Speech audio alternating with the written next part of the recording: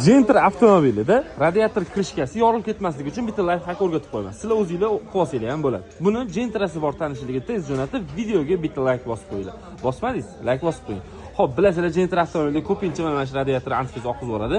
Buni sababi gidravlika nasos trubkasi ko'rsatili radiator plastmassasiga 10 boltda qotirilgan, mana shu ikki taraflama. Xo'p, mana shu vibratsiya berib, katta ehtimol bilan mana shu germetkasini o'ynatib yuborib, antifriz qo'yib yuboradi.